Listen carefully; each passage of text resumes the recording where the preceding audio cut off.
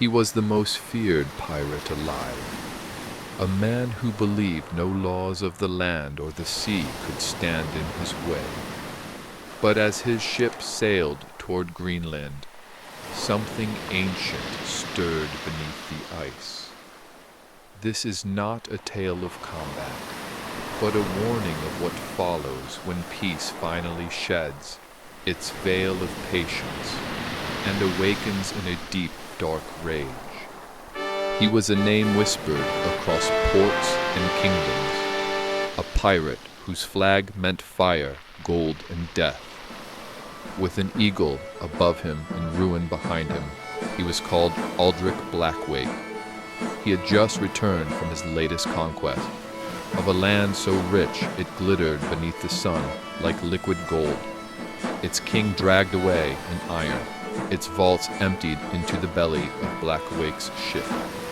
But gold once tasted is never enough, and so his eyes turned north to a land wrapped in ice and silence, whispered of by his trusted counsel, as a prize yet untouched, a claim to be seized before another dared Greenland. Aldrich Blackwake's fleet set sail through the Atlantic. His ship reeked of victory and excess. Gold overflowed the chests. Wine spilled across the deck, and laughter rang loud and careless beneath the sails still stained with smoke and blood. His crew drank, gambled, and lost themselves to pleasure, believing the sea always bends to their will.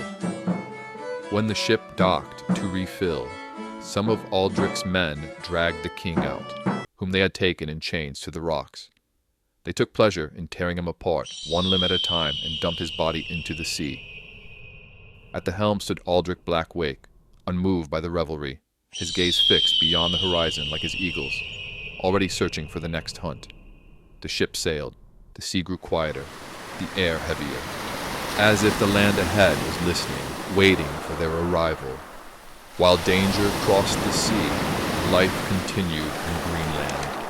The Inuit lived as they always had, hunting, fishing, weaving, guided by the rhythms of ice and animal and sky. They took only what they needed. They thanked the spirits for every gift the land provided, because it was respected. But peace was fragile. An Inuit mother came to the shaman crying, her voice trembling, her arms empty. Her child had been taken, stolen by the people from the mainland as others had been before. The shaman is known in Greenland as an angakuk, is the one who can walk between worlds. He is not a ruler nor a priest, but a listener to spirits, to animals, to the unseen currents that bind life together. People come to him when a hunt fails, when illness has no name, when children vanish, or when the balance is broken, and when no human answer remains. From an angakuk, they do not expect miracles. They expect truth, to see what others cannot, and to speak with what cannot otherwise be reached. And when necessary, to ask the spirits to intervene, no matter the cost. The spirits had been patient, but patience was thinning. The disruptors from outside were disturbing the harmony of their sacred land. The shaman sat in silence, eyes closed, drum resting in his hands. Then suddenly his eyes flew open, rage burning in them. He had seen it, a ship, a predator sailing toward their land. The people gathered. They had endured enough. No more stolen children, no more intrusions. They called upon all the shamans of the land to awaken the one who ruled the sea, Sedna, mother of the deep, whose domain lies beneath ice and endless dark, creator of all that swims and breathes in the cold sea, the giver of seals, whales, and walruses, the very life the Inuit depend upon. Betrayed by her father, cast into the freezing waters, her fingers severed as she clung to the world above. As they sank, they did not die. They transformed, becoming the creatures of the ocean, binding her forever to the fate of humankind. She is a nourisher, when respected, when balance is kept.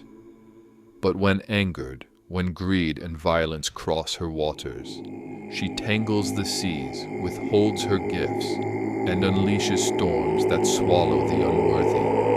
She gives life, and she decides when it is taken back. While Sedna was being invoked, the shamans carved a tupilak, a forbidden form from a whale's bone shaped by anger and loss.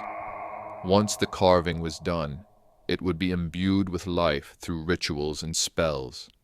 A tupilak is not made to be seen, but to be released to defeat the enemy. Bound with chants and breath, they carried it to the shore and cast it into the sea, sending it to hunt the fleet sailing towards their sacred island. For 3 nights, the shamans chanted. Above them, the aurora danced, or were they the disturbed souls of the departed, moving to the rhythm of the drums? The sea grew dark and the horizon ominous. They knew Sedna had heard them. On the 3rd night, a terrible storm arose in the sea. Aldrich's crew was still celebrating when the storm found them, drunk on victory and blind to the warning signs. They were deaf to the shrill warning cry of the eagle. Only Aldrich saw the storm coming, but he was too proud to turn his fleet. He was just about a day from reaching the shore of the Promised Land. His ship had never turned back, and it would not now. The storm rose south of the island, vast and merciless. Waves climbed like mountains. The wind howled. The people on the island moved away from the shore. At the heart of the ocean, Sedna breathed, and a great whirlwind was born. In Aldrich's ship, laughter gradually died as the wind turned sharp and the sea rose without mercy, smashing confidence as easily as it tore at canvas and wood. The mast cracked, bringing the flag down. The sails shredded, and waves poured across the deck, dragging men and weapons into the dark below. Chests split open, coins spilling and vanishing into the depths. Claimed by the very sea they thought they ruled. As the ship was pulled apart, Aldrich Blackbait stood in the chaos, his pride ripping apart, watching his glory sink piece by piece. His crew fell into the dark, icy ocean. Aldrich didn't want to jump, he didn't want to escape. The ship was his empire. There was no getting out. When the sea rose and hurled his ship like a toy, Aldrich saw a face below the surface, eyes shining with an ancient certainty, telling him without words that he was not invincible, and never had been. In the distance, the Inuits saw a mass of debris pulled into the storm. Aldrich Blackwake went down to the sea with his ship. By morning, the sea was calm once more. With that, there was a lesson written in the waters.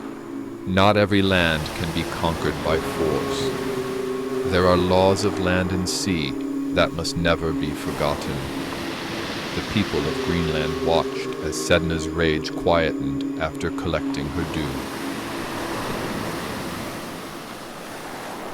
If you like this story, please do not forget to hit the like button and subscribe for more.